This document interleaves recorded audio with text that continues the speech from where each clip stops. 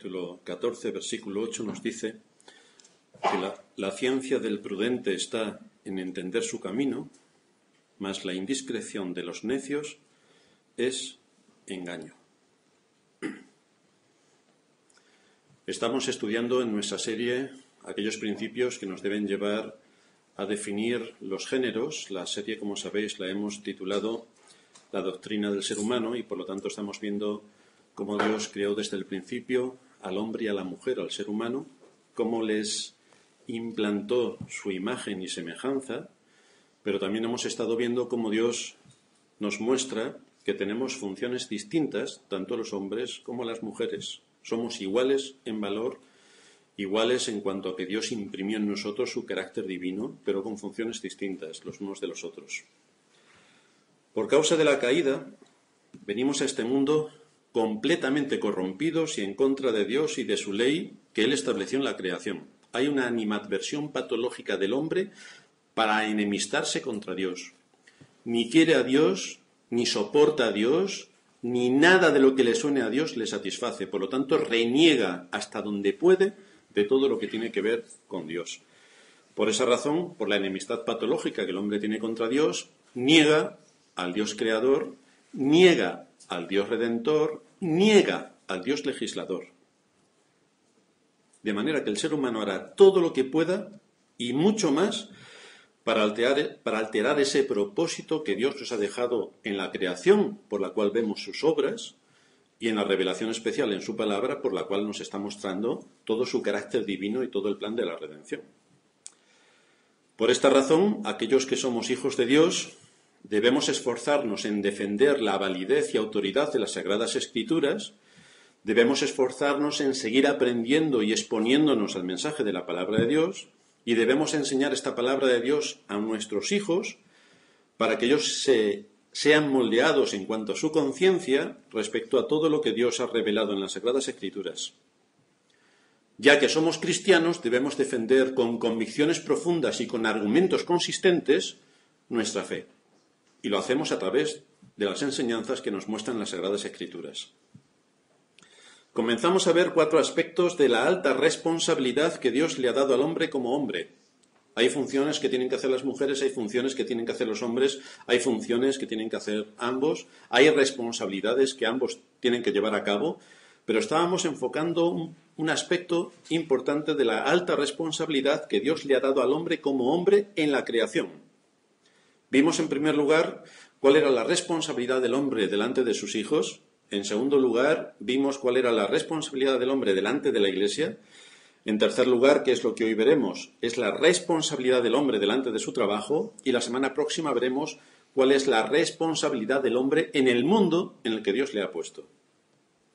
Estas enseñanzas son vitales para que sepamos cómo tenemos que actuar de una forma bíblica, asumiendo nuestras responsabilidades para el bien de aquellos que han sido puestos bajo nuestro cuidado por el Creador. El Creador que es también nuestro Señor y nuestro Salvador. Y por lo tanto también esperamos no solamente enseñar acerca de nuestras responsabilidades en el ámbito del hogar, que ya hemos mencionado, sino también lo que vimos la semana pasada en la Iglesia. Vimos cómo el hombre delante de sus hijos tenía la responsabilidad de moldear su conciencia, recordando que nuestra responsabilidad como padres es proveer disciplina y enseñanza a nuestros hijos, apoyada en el ejemplo y basada en el amor. Este es el principio básico que debemos recordar a la hora de impartir y moldear la conciencia de nuestros hijos. El propósito que perseguimos como padres es que maduren para que puedan enfrentarse al mundo y a los engaños a los que este mundo les va a someter, y que tengan una mente formada de acuerdo a la voluntad de Dios. Y para formar y moldear la conciencia de nuestros hijos hay que darles responsabilidades, porque si no nuestros hijitos tendrán 20 añitos y seguirán creyendo que tienen 5 añitos. Y entonces ya la época del chupete se les pasó, y nuestros hijos querrán tener su chupetito para seguir disfrutando de las caricias y carantoñas de mamá. Ahora, para sus juegos y este tipo de cosas no les hace falta ayuda. Son los número 1 y no quieren saber nada con sus padres porque ellos ya son mayores. Pero para el resto de cosas, mamá, que me ayude mamá. Vimos, en segundo lugar, el hombre delante de la Iglesia.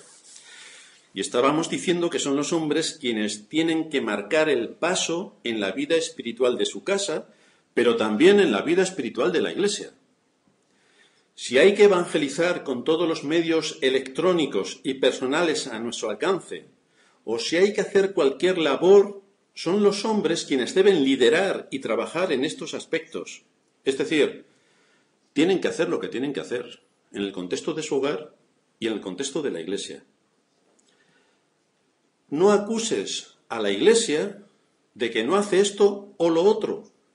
Pregúntate, ¿qué estás haciendo tú para que la Iglesia pueda cumplir la responsabilidad que Dios le ha dado? Que lo haga el pastor, te equivocas completamente. Que lo haga mi padre, te equivocas más todavía. Eres tú quien lo tienes que hacer. Entonces, ¿con qué contamos en la Iglesia? Por tu parte, para que apoyes tus capacidades, para que aportes tus capacidades y todo lo que Dios te dio en la creación, puesto a disposición de la Iglesia para que ganemos a más y el Evangelio sea predicado hasta lo último de la tierra. ¿Con qué contamos por parte de ti? Hoy veremos el hombre de Dios delante de su trabajo. Hay 7 aspectos en los que se manifiesta el liderazgo del hombre en su trabajo. Porque no lo olvidéis, el hombre tiene que ser líder. Tiene que ser líder. Tanto si eres joven como adulto, debes recordar estos principios que hoy vamos a exponer. En primer lugar, un hombre íntegro delante de Dios considera su trabajo como una bendición de Dios. Ya lo hemos dicho en muchas ocasiones y lo volvemos a repetir una vez más. El trabajo no vino como una maldición al hombre por causa de haber caído. No, el trabajo le fue dado al hombre antes de que hubiera caído. Su responsabilidad en Edén, antes de la caída, consistía en que tenía que trabajar el huerto. Esa era su responsabilidad, trabajar y guardar el huerto. Porque esto es así, el hombre cristiano debe tener muy en cuenta la responsabilidad de asumir sus compromisos para consigo mismo, especialmente para no ser una carga para los demás, ni para sus padres, ni para su iglesia, ni para su sociedad. El hombre debe ser responsable en todo lo que sea puesto delante de sus manos para contribuir con su esfuerzo y con su trabajo para el beneficio de la sociedad y de la generación en la que Dios le ha puesto. Dice el libro de Eclesiastés, capítulo 10, versículo 18, por la pereza se cae la techumbre, y por la flojedad de las manos se llueve la casa. Es decir, si eres un vago, pues ya puedes esperar lo que se va a sobrevenir sobre lo que te rodea. Aquel que no está haciendo lo que debe traerá la desgracia y graves consecuencias para sí mismo y para los que le rodean. Si lo que se espera de un hombre es que lidere, esta pauta de conducta que aquí refleja el libro de Proverbios es completamente contraria a la Escritura y por lo tanto hay una advertencia severa en las Escrituras, Proverbios 24, 14. Así vendrá como caminante tu necesidad y tu pobreza como hombre armado. ¿Eres un irresponsable? Porque todo te lo paga papaíto, mamaíta. ¿Eres un irresponsable? ¿A qué edad crees que puedes ser responsable? Los que tienen 16 dirán, cuando tenga 20. Los que tienen 18 dirán, cuando tenga 22. Los que tienen 22 dirán, cuando tenga 24. Claro, ¿a qué edad es en la que tú eres ya responsable? Porque para jugar sí que somos responsables. Para el tiempo de ocio somos más que... no necesitamos a nuestros padres. Ahora, para trabajar, palabra nueva, trabajar, nunca la hemos oído. Resulta que hay que trabajar. Y hay que ser responsables. Tampoco hemos oído jamás esa palabra. Responsabilidad. Para eso, que lo haga mi padre. Y cuando se necesita de ti en la iglesia y ver qué aportas a la iglesia, que lo haga también mi padre, o para eso está el pastor. Si quieres pasar necesidad en tu vida, el mejor camino es ser un irresponsable. dedicarte al ocio sin límite, o no tener ninguna determinación para liderar y resolver los asuntos.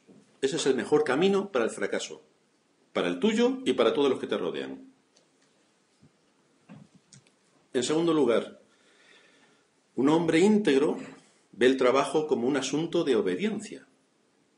¿Recordáis lo que dice el cuarto mandamiento? 6 días trabajarás. Atención, aparece otra vez la palabra trabajo. 6 días trabajarás y harás toda tu obra. Así que resulta que en la semana de 7 días hay 6 días que tenemos que estar ocupados en trabajar. Sorprendente, vaya descubrimiento que acabamos de hacer.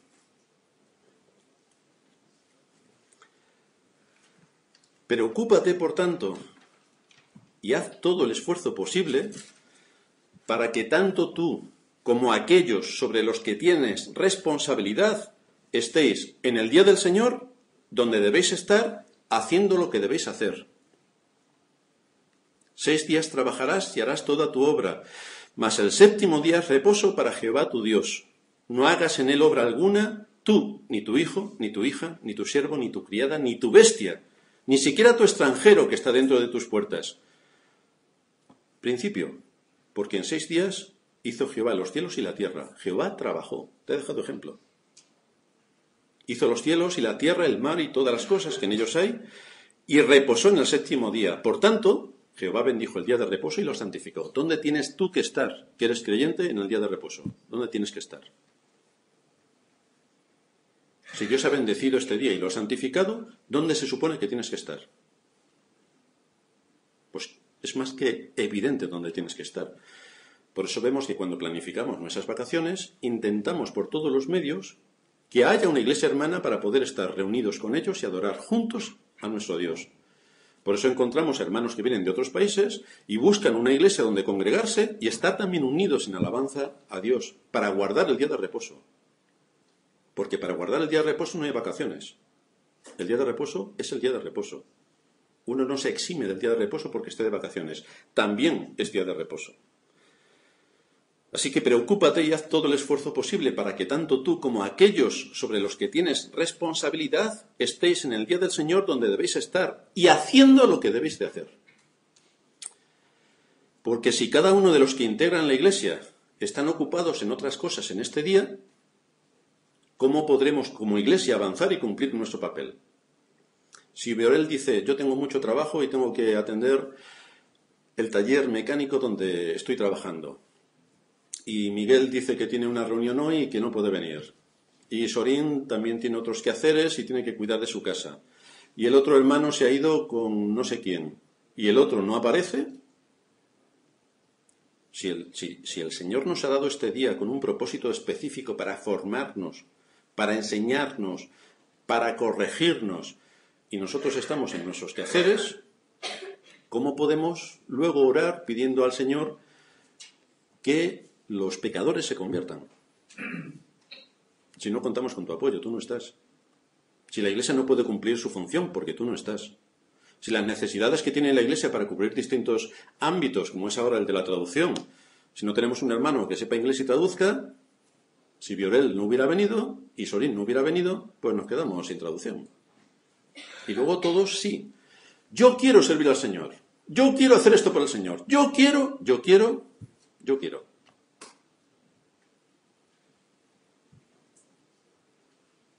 ¿Cómo podemos avanzar y cumplir con nuestro papel si no estamos integrados en la Iglesia, cumpliendo con nuestra responsabilidad en la Iglesia? Debemos de procurar por todos los medios estar integrados y participando en la institución que Dios ha establecido para edificar a los creyentes y evangelizar a los impíos, que es la Iglesia. Ahí debes tú estar, en tu Iglesia. En tercer lugar, un hombre íntegro, un hombre cristiano, tiene suficiente valor como para ser honesto en su trabajo. Dice Pablo en Colosenses, capítulo 4, versículo 1, Amos, haced lo que es justo y recto con vuestros siervos, sabiendo que también vosotros tenéis un amo en los cielos. Por lo tanto, si en tu trabajo estás en una posición superior sobre otras personas y diriges a otras personas, aquí tienes un ejemplo de cómo actuar con un criterio bíblico, porque actúas delante de Dios. Sé responsable en la gestión de los recursos humanos que Dios ha puesto bajo tu responsabilidad para actuar correctamente. Esto te debe llevar a andar con un sentido estricto de justicia, ni favoreciendo al pobre porque es pobre, ni adulando al grande porque es grande. Con justicia juzgarás a tu prójimo.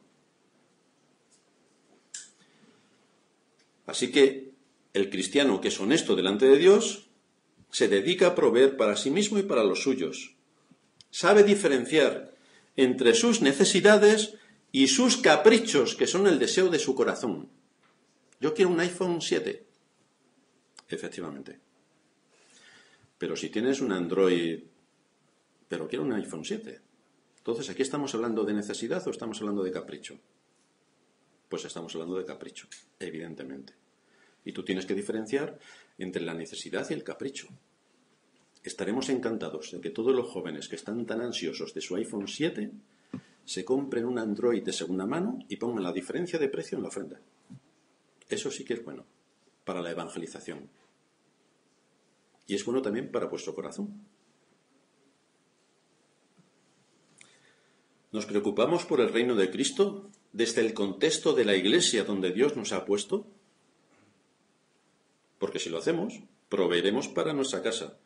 Proveeremos para la expansión del Evangelio, desde la iglesia. Y entonces cumpliremos con lo que la Escritura reclama en este sentido. Dice 1 de Timoteo, capítulo 5, versículos 7 y 8. Manda también estas cosas para que sean irreprensibles. Y aquí estamos todos incluidos. Porque si alguno no provee para los suyos, y mayormente para los de su casa, ha negado la fe y es peor que un incrédulo. Por lo tanto, hay una responsabilidad bastante evidente para que cumplamos con el deber que tenemos de proveer para los nuestros. Y proveer para los nuestros no solamente implica las necesidades de nuestro hogar, sino que nosotros también pertenecemos a un cuerpo que es la Iglesia. Y la Iglesia, como todos sabéis, la luz no nos la paga el ayuntamiento. Ni todo lo que necesita el lugar de culto tampoco lo paga el ayuntamiento. Ni si hay que hacer viajes, nos lo paga el ayuntamiento. Ni todo lo que se desarrolla, la labor evangelística, la impresión de folletos, el sacar fuera a través de los medios de comunicación social todo lo que tenemos que sacar, tampoco nos lo paga el ayuntamiento, hermano. Depende de tu aportación. Por lo tanto, debes ser consciente de la necesidad que tiene tu familia de que proveas para sus necesidades y de la necesidad que tiene la Iglesia también para expandir el reino de Cristo hasta el último de la tierra. Adivina quién tiene que pagar todo eso. Ya sé que algunos piensan que los americanos.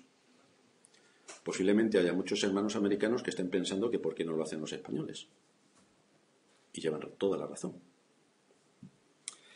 En cuarto lugar, un hombre íntegro también tiene una visión adecuada de la diversión y el ocio.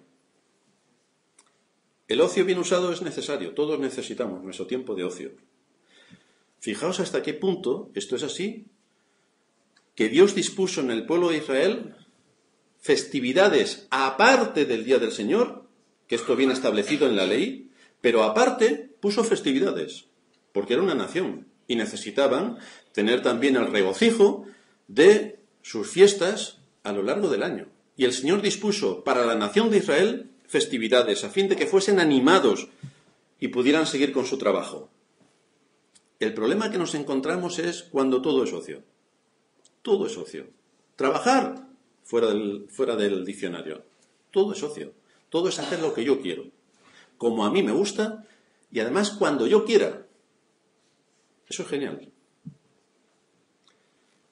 Pero la Escritura nos empieza a enseñar lo que es mortificar la carne.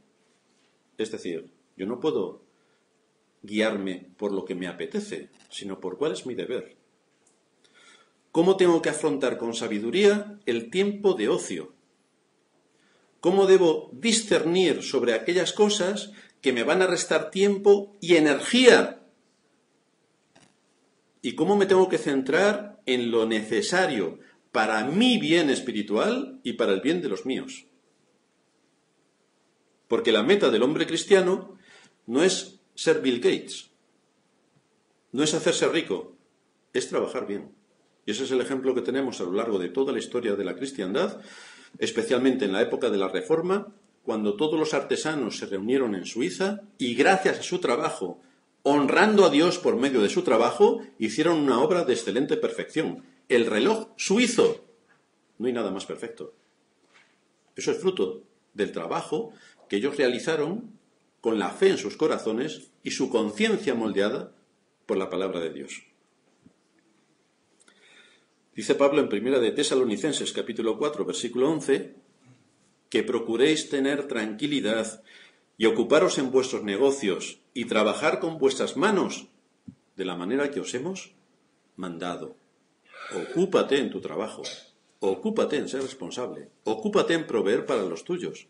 Es Dios quien ha creado el trabajo, es Dios quien ha dado al hombre la responsabilidad de trabajar, pero no como una maldición, sino como una vocación para que el hombre esté ocupado en actividades específicas, que sea bueno para su mente, bueno para su energía y bueno para la sociedad en la que vive.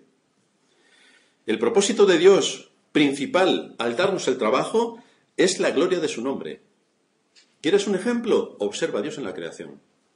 Cuando Dios termina los 6 días de la creación, se nos dice que vio que todo lo que había hecho era bueno en gran manera. ¿Cómo tengo yo que hacer mi trabajo? Pues ahí tengo un ejemplo. Un trabajo hecho con excelencia. ¿Cómo tengo que aportar mis recursos y todas mis capacidades en el entorno de la Iglesia para que el nombre de Dios sea glorificado? Hermano, no nos traigas tu armario viejo. No nos traigas tus cosas viejas. Ya lo hemos comentado con algunos hermanos. No nos traigas lo que te sobra de tu casa. Tráenos las cosas buenas y nuevas por la cual el nombre de Dios sea glorificado. Pero no pienses ni por un momento que la Iglesia es el cuarto trastero de tu casa. No. En la Iglesia debemos recibir las primicias. Dios se honra en recibir las primicias. El primer día de la semana es el domingo porque las primicias del tiempo son para Dios. Las primicias de tu salario son para Dios. Las primicias de tus recursos son para Dios. Por lo tanto, no pienses que la Iglesia es tu cuarto trastero, que nos traes lo que te sobra. Las primicias, hermano, las primicias.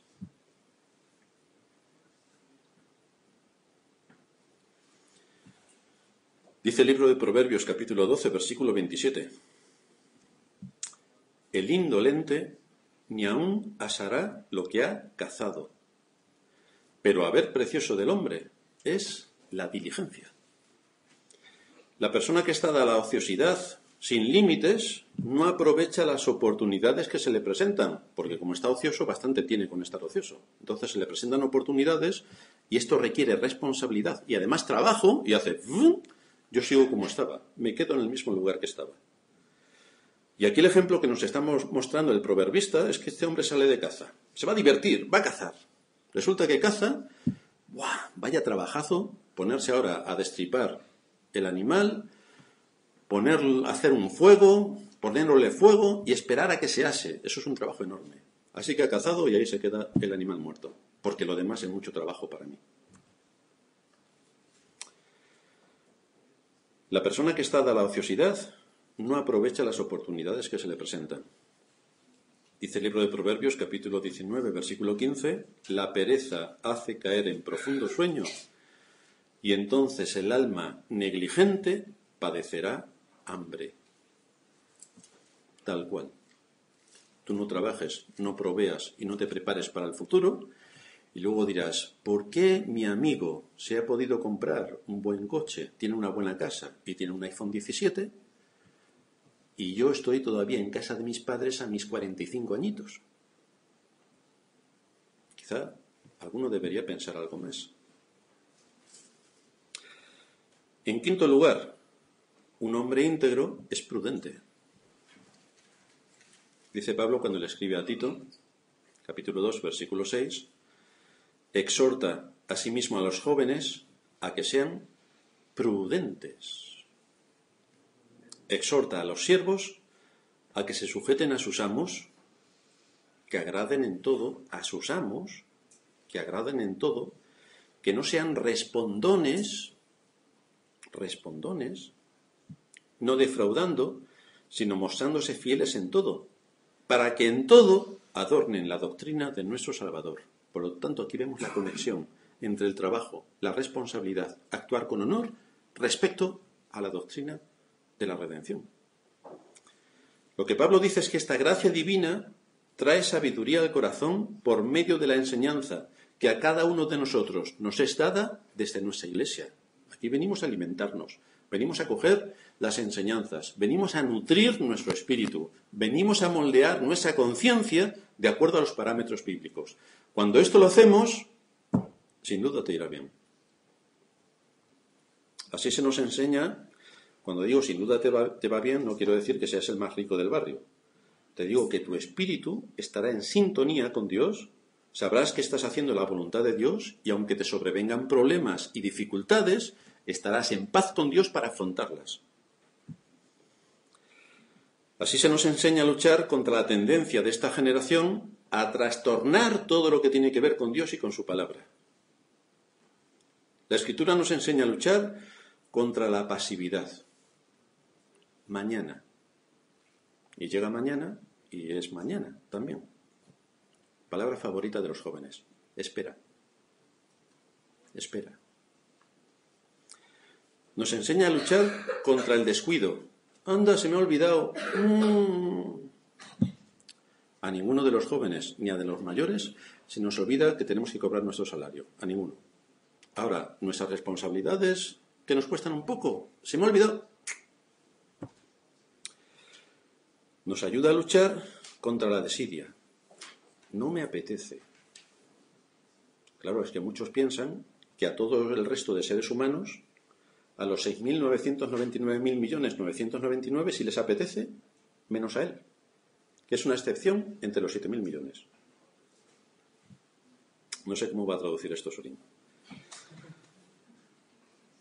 Nos ayuda a luchar para que cuando los jovencitos que ahora tienen 5 añitos vayan cumpliendo más y resulta que se casen, veremos a ver si la Iglesia está por la labor, para que la esposa no tenga que decirle el día de mañana a su esposo, si yo no lo hago, no lo hace nadie.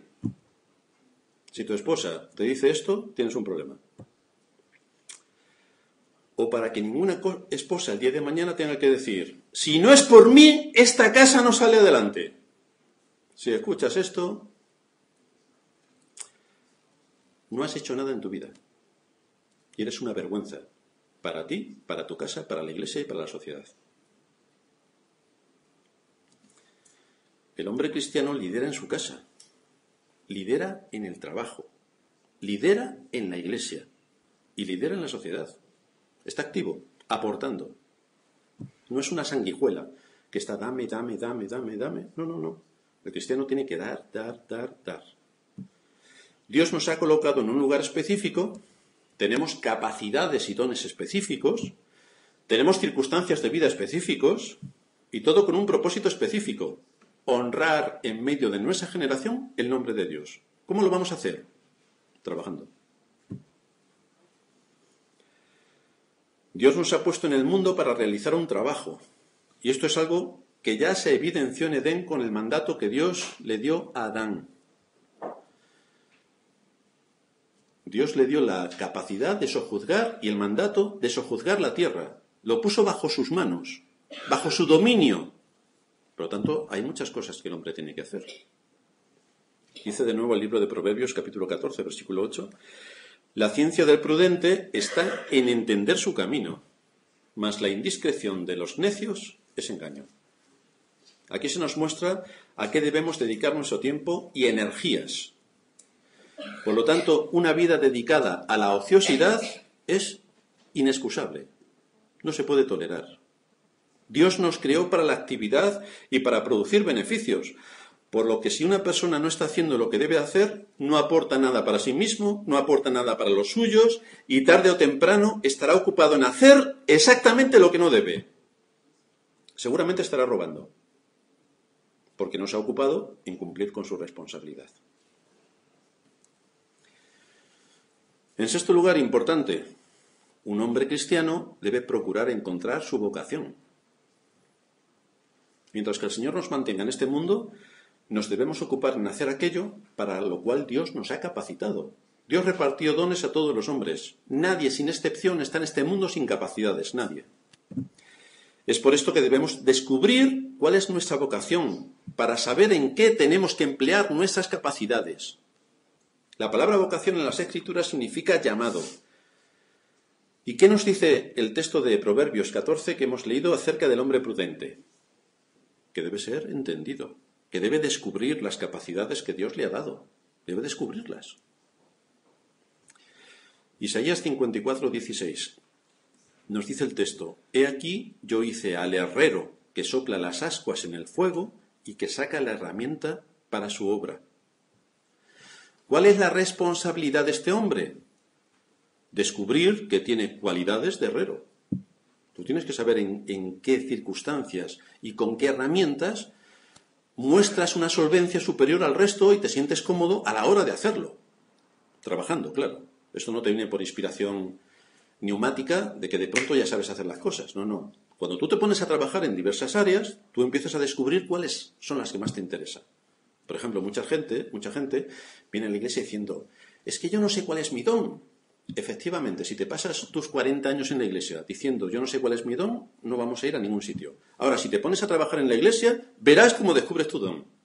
Pero tu don lo descubres trabajando, no esperando alguna ínfula espiritualoide que te diga cuál es tu don. Lo descubres trabajando. Y en el ámbito del trabajo laboral es exactamente igual. Cuando tú te pones a estudiar y te pones a ver las distintas áreas o ciencias en las que puedes desarrollarte, cuáles son las que más te llaman la atención, y te empiezas a involucrar con todo esto, verás con el desarrollo de todo lo que estás haciendo cómo aquello te resulta más fácil hacerlo que el resto de cosas. Por eso, en las áreas que tenemos en la enseñanza, hay ciencias y letras, y hay mixtas también. Y uno puede ir decantándose hacia unos sitios o hacia otro. Hay gentes que les encanta la literatura, el arte, la filosofía y se dedican a ello. Y hay otros que son matemáticos y que su mente está muy estructurada y que es matemática. Y entonces todo es definición y irse a los algoritmos matemáticos. Entonces los de letras no entienden nada de los algoritmos matemáticos. Y los que llevan algoritmos matemáticos se pierden en una clase de filosofía. Pero Dios ha dado distintas capacidades. Tú tienes que descubrir cuál es la tuya. Ahora, ¿cuáles son los principios que debemos derivar de la Escritura para saber cuál es nuestra vocación? ¿Qué principios debemos tener en cuenta para saber hacia dónde, qué camino tengo que tomar? El primer principio es que solo debemos elegir aquello que es lícito. Eso lo tenemos que tener en cuenta. Solo podemos elegir aquello que es lícito. Claro, si alguno dice: a mí es que se me daría muy bien ser traficante de cocaína. Bueno, pues tenemos un problema, porque eso es ilegal, ilícito, y te van a meter en la cárcel, vas a deshonrar a Dios y no vas a hacer nada más en la vida porque vas a estar en la cárcel. Entonces, solo debemos elegir aquello que es lícito. La providencia divina nunca llevará a un hijo de Dios a elegir una profesión que sea ilícita. Muchas veces, la perspectiva de obtener grandes ganancias ciega la mente de un hombre.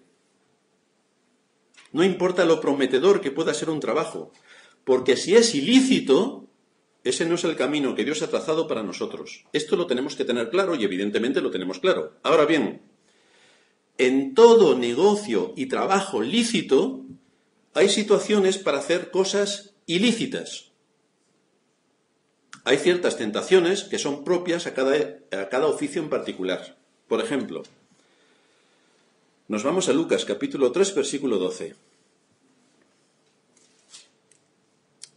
Nos dice el texto: vinieron también unos publicanos para ser bautizados y le dijeron: Maestro, están hablando con Juan el Bautista, ¿qué haremos? Vienen unos publicanos, Imperio Romano, cobraban los impuestos. Ojo con esta gente. Es como Hacienda de hoy. Ojo, porque te quitan todo lo que tienes y más. ¿Y qué les dice Juan el Bautista que tienen que hacer a estos que cobran impuestos? Nos hemos convertido, ya somos creyentes. Porque somos creyentes, tenemos que dejar nuestro oficio y dedicarnos a las misiones, dice Juan el Bautista. ¿No? ¿No? Sigue con lo que estás haciendo, sigue con tu oficio. Pero no exijáis más de lo que os está ordenado. Porque claro, con los soportes informáticos que tenían en aquella época, allí estaba Sorín haciendo todos los programas para cobrar los impuestos, Con los soportes informáticos que había en aquella época, cuando un escriba decía me tienes que dar 4, a lo mejor se equivocaba y ponía me tienes que dar 6. Y a ver quién le decía al publicano que eso no era así. Tienes un problema, o sea que tienes que pagar 6. Y esos 2, ¿adivináis a quién iba? Al templo no. No exijáis más de lo que os está ordenado. Por lo tanto, dentro de un negocio lícito, dentro de un trabajo lícito, hay cosas ilícitas que se pueden hacer.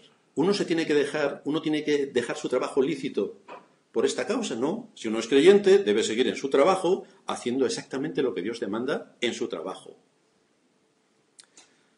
Versículo 14. También le preguntaron unos soldados. Soldados. Como son soldados, que dejen su trabajo, porque claro, un cristiano no puede ser soldado. Pues resulta que Juan el Bautista no tiene ningún problema en que haya soldados. Porque efectivamente, si tú vives en un país, aunque sea cristiano, siempre vas a tener enemigos y necesitas tu ejército. Así que Juan el Bautista no les dice, como sois soldados y os habéis convertido, id a predicar a Filipinas. Pues no le dijo nada de esto. Les dijo, no hagáis extorsión a nadie, ni calumniéis, y contentaos con vuestro salario. Con lo cual uno puede imaginar, cuando alguien hace algo indebido y te pilla un soldado, es que o me pagas o te vas a la cárcel. Y muchos, claro, cobraban dinero para que esa persona no fuera a la cárcel. ¿Por qué? Porque no estaban contentos con su salario. Y lo que les está diciendo Juan el Bautista es que no hagáis extorsión, no calumniéis, porque a la hora de hacer extorsión le podían decir, tú has hecho esto, esto y lo otro, aunque fuese falso. Pero como era la autoridad, podía decirlo. Y contentaos con vuestro salario es, no utilicéis el cargo que tenéis para sacarle el dinero a la gente que os pague por mentiras que estáis contando para evitar que ellos vayan a la cárcel. Y así como os van a pagar, no van a la cárcel. Juan no dice que salgan de su trabajo, sino que actúen correctamente dentro de su trabajo. Así que cuando hablamos de trabajos lícitos, estamos hablando de esto, pero que dentro de trabajos lícitos se pueden dar condicionantes que nos lleven a hacer algo ilícito, y de esos debemos huir. Ahora también hay trabajos ilícitos, y con trabajos ilícitos nos referimos a aquellos trabajos que tienden a socavar la obediencia que le debemos a Dios, aquellos trabajos que socavan nuestros deberes para con Dios, aquellos trabajos que socavan el bienestar de la sociedad, aquellos trabajos que son ocasión de pecado para nosotros y para otros. Todos esos trabajos son ilícitos. Por ejemplo, Demetrio, en Éfeso, tenía una profesión interesante, porque trabajaba el yeso, la madera y la fundición. Pero hacía estatuas de la diosa Diana y las vendía. Así que encontramos que es un trabajo lícito, pero es ilícito desde el momento en el que tú usas tus conocimientos y tus capacidades para llevar a la gente a la idolatría. Eso ya es un trabajo ilícito. Ya es ilegal todo lo que estás haciendo. También hay otros trabajos que pudiéramos llamar neutrales. No son pecaminosos en sí mismos, pero bajo ciertas circunstancias se convierten en pecaminosos. Por ejemplo, he recibido una herencia y quiero invertirla, y entonces, como en nuestros días proliferan mucho los restaurantes de éxito, voy a montar un restaurante. Es un negocio lícito. Pero debes considerar el hecho de que la mayor afluencia de clientes es el domingo. ¿Y dónde se supone que tú tienes que estar el domingo? Debes tener muy claro que no puedes abrir tu restaurante en domingo. Así que tienes dos opciones. Puedes abrir tu restaurante y corres el riesgo económico de no abrir en el día del Señor, o no puedes poner ese tipo de negocio, porque contraviene el cuarto mandamiento. Dice un comentarista, solo son lícitos aquellos trabajos por los que razonablemente podemos pedir la bendición de Dios y esperar de Él su favor y aceptación. Entonces, si montamos un restaurante, no podemos decir, Señor, te ruego que me bendigas en este negocio, porque encima voy a poner a trabajar en el negocio a 10 hermanos de la iglesia.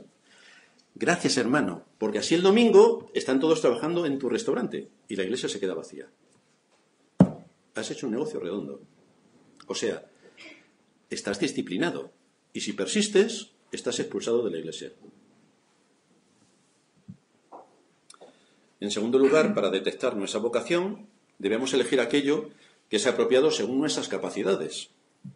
El hombre es un ser racional. El hombre no puede actuar por instinto, sino que tiene que hacer, a veces actúa por instinto en el momento, pero luego, si pasa el tiempo, empieza a pensar. Tiene que hacer uso de la razón y de la inteligencia con la que ha sido capacitado en la creación. Así que, ¿cuál es el criterio que debemos usar para elegir una profesión? Debemos elegir aquello que está de acuerdo con nuestras capacidades. Dios nos ha dado capacidades y talentos, y es a través de la consideración de lo que Dios me ha dado en la creación como yo tengo que elegir mi profesión.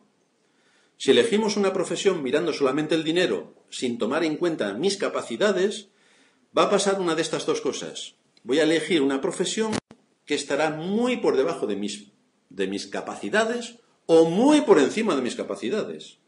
Y esto lo tengo que tener en cuenta. Si una profesión está muy por debajo de mis posibilidades, voy a terminar frustrado y amargado. Vamos a imaginarnos que Viorel, que está traduciéndonos, es un buen ingeniero informático. Bueno, no nos lo imaginamos, es que lo es. Que disfruta de su trabajo, que tiene una habilidad especial para desarrollar nuevas aplicaciones y encima lo contrata la NASA para hacer naves espaciales y programar toda la informática que tiene que llevar la nave espacial. Ahora bien, por ambición y no por necesidad, imaginaos que le proponen trabajar en McDonald's, que va a ganar 3 veces más que en la NASA. Y entonces Viorel deja todas sus capacidades en lo que él está disfrutando por ambición y se va a repartir hamburguesas. ¿Qué creéis? ¿Cómo creéis que se sentirá? Dirá, estoy ganando 3 veces más que en la NASA, pero estoy frustrado y amargado por completo, porque mis capacidades, mis talentos, lo que Dios me ha dado en la creación no lo puedo desarrollar. Estoy infrautilizado y me siento una basura, porque yo no puedo desarrollarme en este negocio. Cobro mucho dinero, pero no me sirve de nada.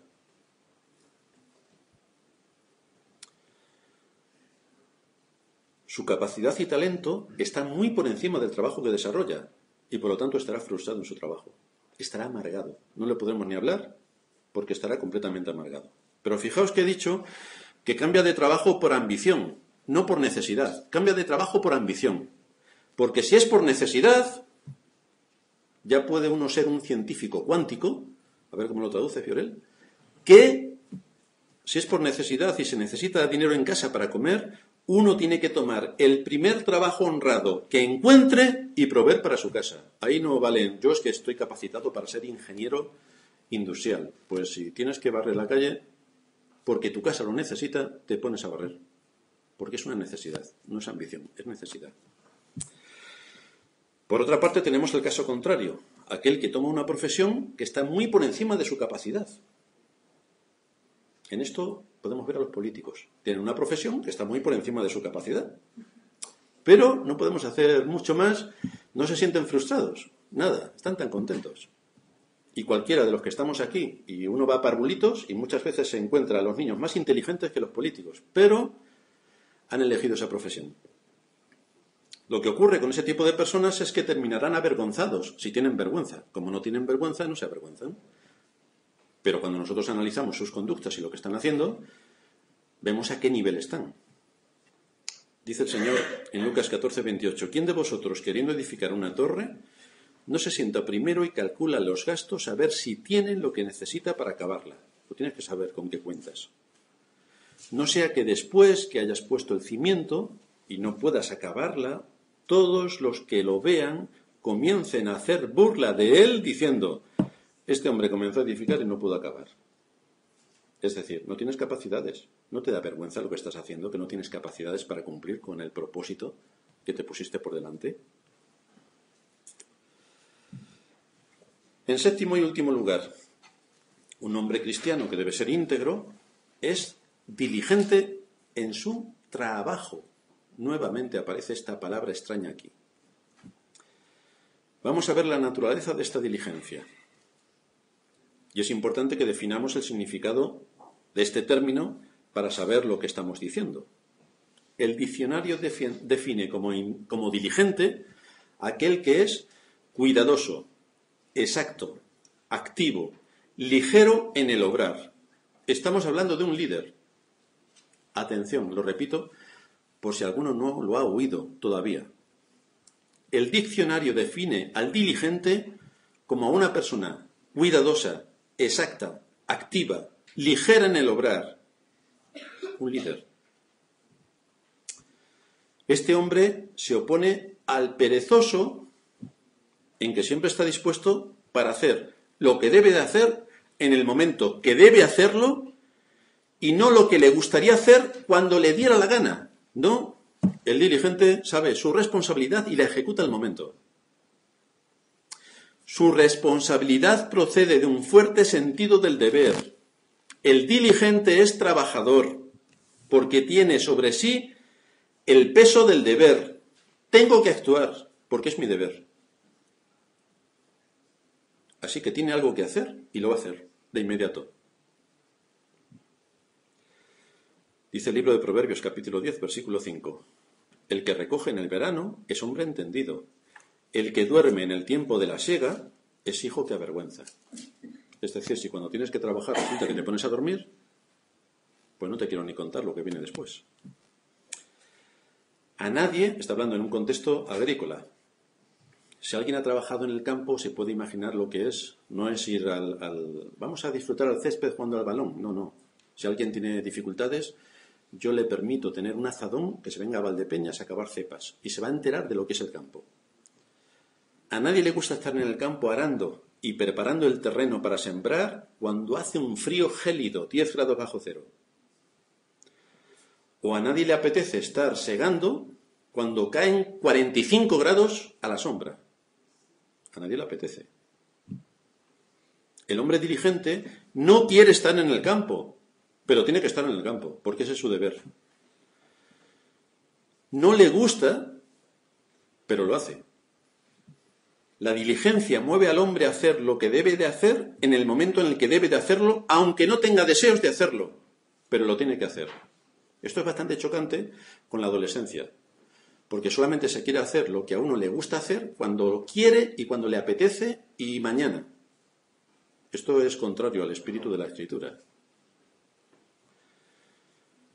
Estoy seguro que a muchos predicadores no les es grato subirse al púlpito y preparar los sermones durante toda la semana.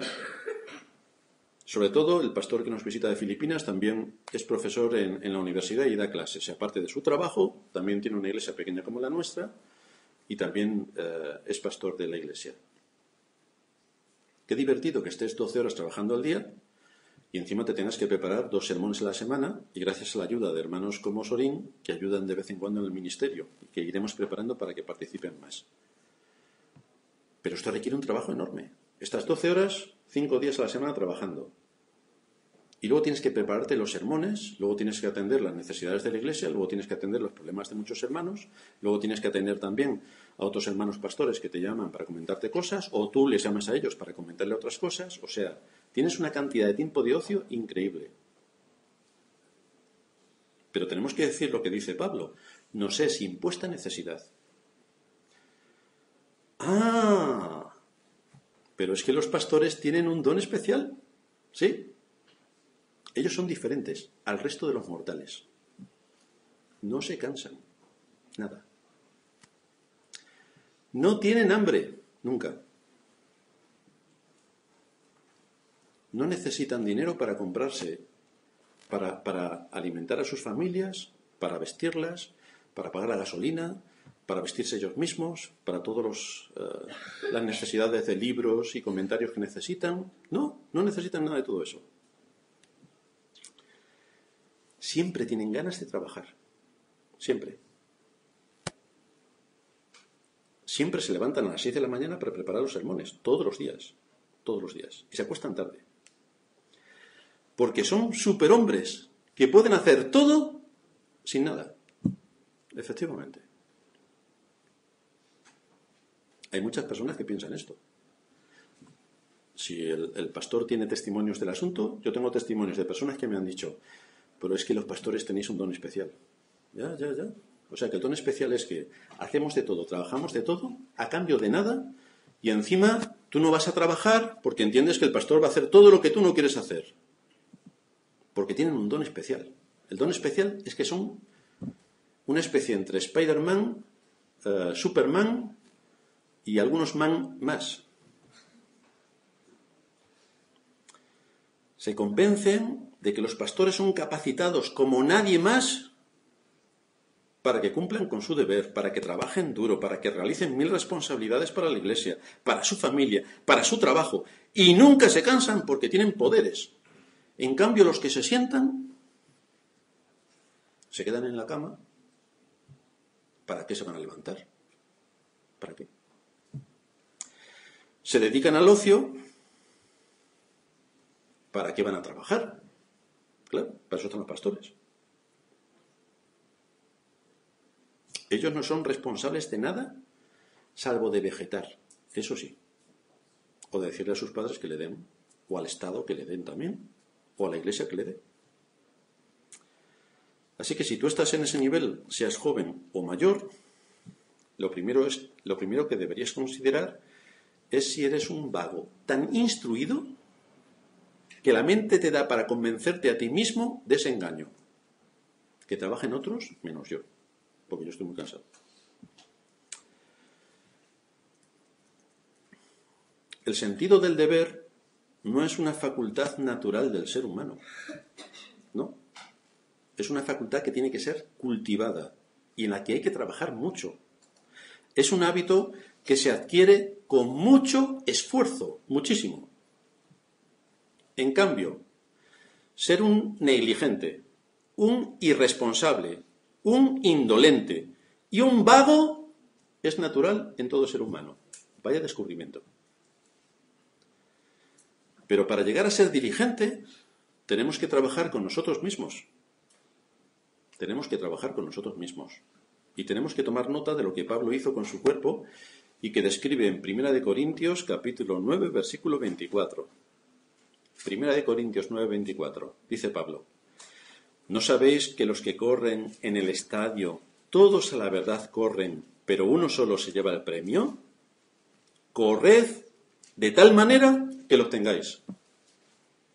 No dice, quédate en tu casa tranquilito, metido en la cama, que hace mucho frío fuera, y ya si eso veremos mañana. No, corre ya. Todo aquel que lucha, de todo se abstiene. Ellos a la verdad para recibir una corona corruptible, pero nosotros una incorruptible. Los jóvenes, yo soy del Madrid, yo del Atleti, yo... ¿Cómo nos gusta ser de un equipo de futbolista? Ahora, ¿tú haces lo que hace el futbolista? ¿Lo haces? ¿Sabes a las presiones que está metido el futbolista y la disciplina férrea que lleva el futbolista? Pues claro, solamente estás cuando le dan el premio, pero cuando hay que trabajar, que trabaje el futbolista. Pero tú eres cristiano. Por eso dice Pablo, así que yo de esta manera corro, no como a la aventura. De esta manera peleo, no como quien golpea al aire, no, sino que golpeo mi cuerpo y lo pongo en servidumbre, no sea que habiendo sido heraldo para otros, yo mismo venga a ser eliminado. Yo tengo que trabajar. Y la fe que Dios ha puesto en mi corazón se debe evidenciar en todo el desarrollo de las capacidades que Él me ha dado para servir en medio de su iglesia a Cristo. Así que lo que Pablo nos dice es que definamos quién va a gobernar nuestra vida. ¿Nuestro cuerpo con sus apetitos y deseos o nuestros deberes con sus responsabilidades? ¿Quién gobierna la vida? ¿Lo que a mí me apetece o lo que yo debo hacer? Dice un comentarista hablando de 1 Corintios 9. Muchas personas, incluyendo muchos cristianos, son esclavos de sus cuerpos y ellos no lo saben. Sus cuerpos deciden cuándo comer, qué comer y cuánto. También deciden cuándo dormir, cuánto y cuándo me voy a levantar. Pero un atleta no puede permitirse eso. El atleta sigue más bien las reglas de entrenamiento, no sigue los deseos de su cuerpo. Corre cuando le gustaría descansar.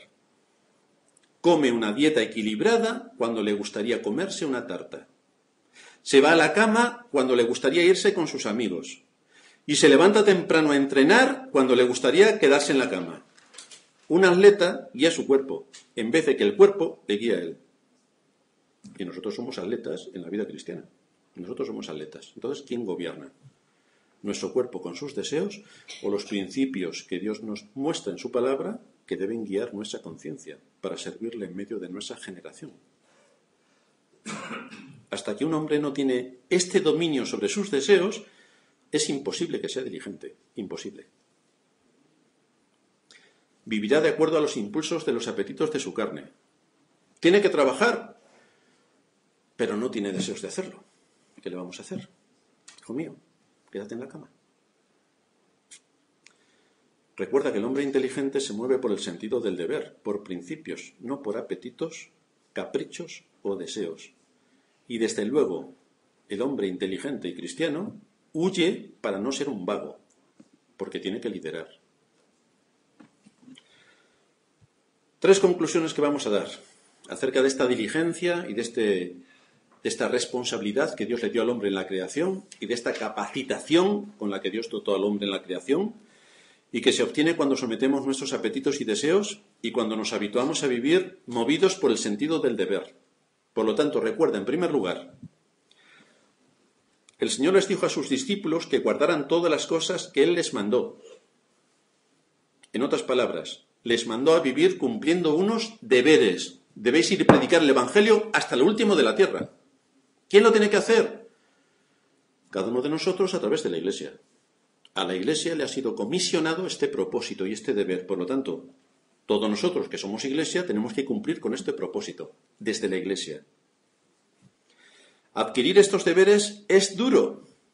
Tomar el cuerpo y someterlo es duro, pero es el deber.